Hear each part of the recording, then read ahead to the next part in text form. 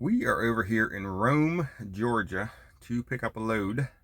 So we got them two coils off. We got them off.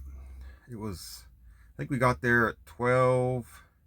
Yeah, right at lunchtime, because when we got there, they was going to lunch. So was able to unstrap or unchain and untarp it while they were at lunch, and then get most of my stuff put away. We got those off, and then we got this load. Just woke up. It's morning. It's Saturday morning. Got this load yesterday. It picks up today. So I came over there, but overnight parking over here at Steel King. And so came over here yesterday afternoon, and there was a couple trucks here, and I got pulled in, and they shut down at 5 for the evening. So the forklift driver came out at like 10 till 5 or something and said, "You're picking up tomorrow, right?" And I'm like, "Yeah." He's like, "Cool." He's like, "I'm gonna get here at 5 in the morning. I'll back you in at 5 and we'll start loading you at 5. I was thinking, awesome, because the thing doesn't pick up till 1 o'clock is what I was told. And I called my DM and talked to her, and she's like, "Yeah," I said, "they might get it done early." She said, "But it's not supposed to be ready till 1 o'clock. So I was like, "Okay, cool. I'll just go over there and wait." So that's what I did. Well, he told me, as soon as I get in here in the morning, you're the first one to get loaded, because I was the only one here at the time. We'll pull you in, we'll get you loaded. I was like, awesome. So set my alarm for 4:30, woke up at 4:30, got all ready to go, went out there, had some stuff to move on my deck, got that all moved. 5 o'clock, walked over to the door. He's like, "Hey man," he said, "back it into this door." You know, he showed me what door to back it into. So I'm walking back to the truck. In the meantime, there had been 2 trucks that pulled in after I went to bed last night. So I'm walking back to the truck. He comes walking, I said, "Hey," he's like, "What time's your appointment?" And I was like, 1 o'clock. He's like, "Yeah," he said, "this other Melton guy that just pulled in, he has a 5 o'clock appointment." He said, "I got to load him first." I'm like, "Cool." I said, "That's cool." I said, "Go ahead and load him." He's like, "Then once he gets loaded, we'll pull you in." I said, "Okay." I said, "Sounds good." So the other Melton backs in. 45 minutes later, 5:45, he's pulling out with his load. I'm like, "Cool." I'm like, "I can get the bag in now." I said, I'm still happy. I'm getting my load early, so I don't care. I'm not going to complain too much. Forklift driver pulls up to me. He's like, "Hey," he's like, "your stuff isn't built yet." I was like, "Okay." He's like, "It's probably gonna be closer to 1 o'clock till that load's actually ready." I was like, "Okay."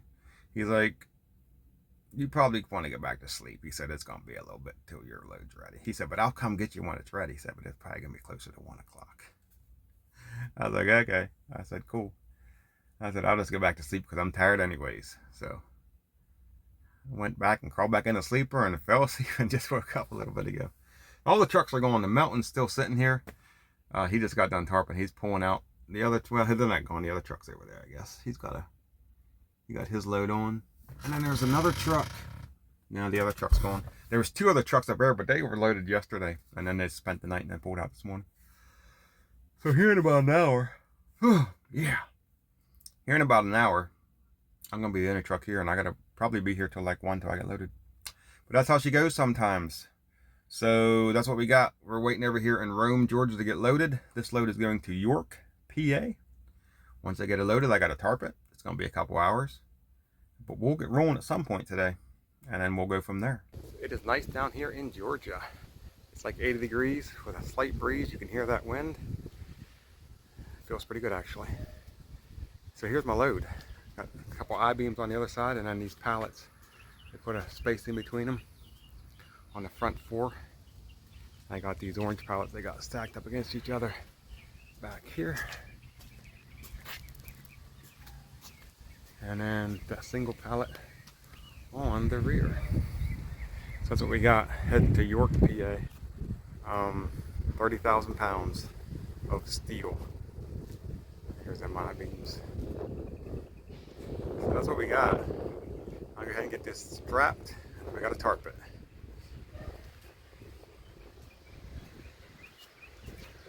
And then we'll go from there. So we are strapped down. I put as much edge protection as I had, which is all of it. Putting 2 straps on that bundle. A strap just on that beam alone. There's 2 up there. Probably over secured this, but I'll do that every time. 2 on that one. a single in there, 2 on that one, a single on that little small one, 2 on the big one, and a single there, and then 2 on the back over there. So that's what we got. I'm gonna put my bulkhead in the back because I don't got enough room to put it in the front. We'll show you that in a second. I used a piece of rubber mat for edge protection because I ran out. 2 there, the single, and 2 in the center singles. Double there, and then again on this side. I should have had to move it. I wasn't really thinking, but here's where we're at. See my stake pocket? See where that beam is? I need to move the edge of that beam back to where the edge of that strap is. I'm not going to put my bulkhead on there. I don't have enough room to put a bulkhead on the front of that. That's what we got. We're gonna tarp it. What a pistol, what a pistol. This load, man, this is bad. We got it tarped. Everything needed padded underneath it. All them spots right there. The whole way back through there. That one. Used every piece of padding. Had to cut it down. This was bad.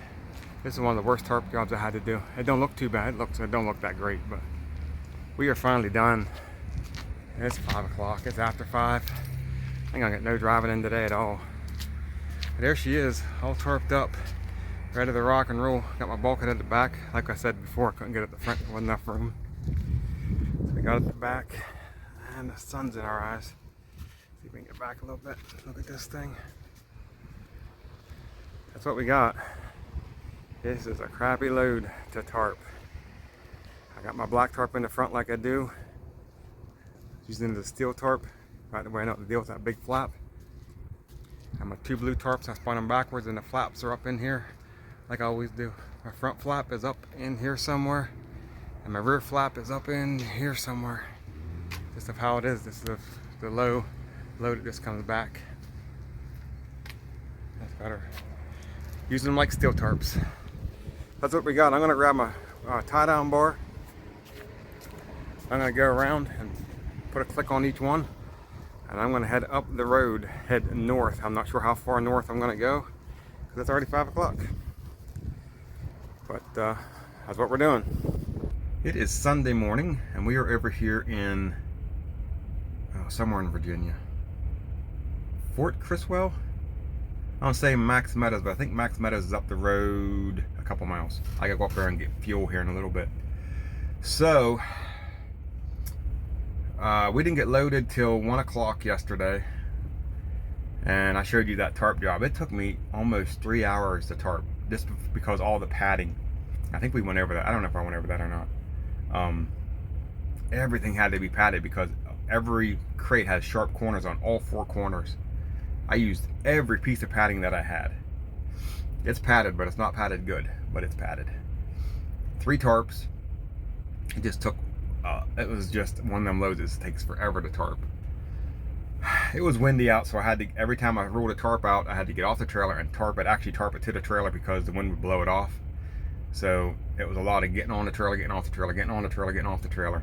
It wasn't one of them loads where you just throw 3 tarps up there, roll 3 tarps out, jump off the trailer and start tarping. It was roll a tarp out, pull it back, put padding underneath it, throw it back over top.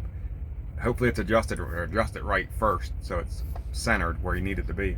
Then pull it back, put padding on underneath pieces, put them back, make sure the padding didn't, you know what I mean? Get off the trail. It was a mess. So till we left down there, I think it was close 5 o'clock. And I booked it up the road last night. We ran 368 miles last night up here to Virginia. I pulled in. I wouldn't do this during the week. I would not do this on a Monday through Friday. I took a big chance that there was going to be parking up here because it was a weekend. If it had been Monday through Friday, I probably wouldn't have found parking. I rolled in here after midnight. I don't drive at night. I don't care to drive at night, but I did last night just because I needed to get miles because this thing has to be delivered tomorrow. And I'm still 370 miles out, which isn't a lot. I can get that today. But if I didn't drive last night, I'd have been 4 or 5 out. It was a 700-mile run. And it was a Saturday, so I was pretty sure I could find parking. I pulled in here to the Flying J, and there was a bunch of reserve spots left. Cool thing about that was, I backed into the spot and then went in to take a shower, and I was going to buy a spot like I always do. And I went in there and their system wasn't working. And it's like, at this point, it's like 1:30, 2 o'clock in the morning. I'm like, I need to buy a reserved spot. And she's like, our system ain't working. I'm like, well, what do I do? She's like, just park in it, don't worry about it. I was like, I don't want to get kicked out. She's like, you're not going to get kicked out. It's 2 o'clock in the morning on a Saturday. I said, there ain't no one coming in. He said, we're the only ones working here. I said, no one's going to kick you out. Don't worry about it. So I didn't actually pay for a spot. They told me not to because their system wasn't working. I actually had to wait. I was trying to get a shower and the system was down, and I had to wait like 15 minutes for them. They had to actually come and unlock the door for me and put me in a shower because the system wasn't working. So there was not a lot of reserved parking, but there was probably, 6-8 spots. I guess that's a lot. I don't know. Like I said, I rolled in at 2. I didn't even really look for a free spot. I was just wanting to get off the road, get a shower, and lay down and get some sleep because I was tired. I didn't want to drive anymore. I didn't want to drive to begin with that late. I just needed to get some miles out so I'm not chasing my tail trying to play catch up all week, which I'll probably end up doing anyways. So we can't start driving until like 11.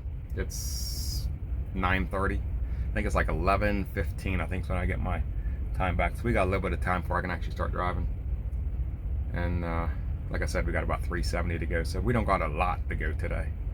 But I need to say we got a little bit to go, a couple hours, probably 6-7 hours of driving, something like that maybe. I don't know.